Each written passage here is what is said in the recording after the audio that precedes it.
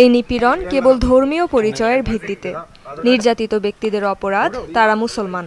ঘটনা ভারতের উত্তরপ্রদেশের বুদাউন জেলার। কাতার ভিত্তিক সংবাদ মাধ্যম আল জাজিরা জানায়, 15 ফেব্রুয়ারি অক্ষয় সিং নামের এক ব্যক্তিকে একটি মুসলমান পাড়ার ঠিকানা জিজ্ঞেস করে 3 পথচারী।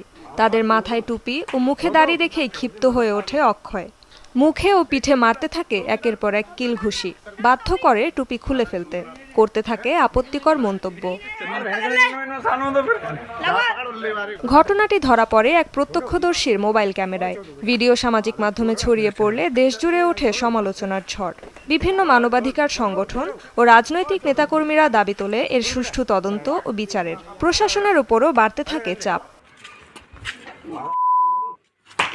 ইসলামনগর থানায় অন্তত 3টি ধারায় অক্ষয়ের বিরুদ্ধে দায়ের করা হয় অভিযোগ। এরপরই তাকে গ্রেফতার করে পুলিশ।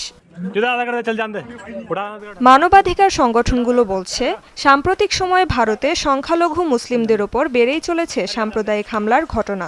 প্রধানমন্ত্রী নরেন্দ্র মোদীর 3য় মেয়াদের প্রথম বছরেই প্রায় 950 বিদ্বেষমূলক সহিংসতার ঘটনা রেকর্ড করা হয়েছে।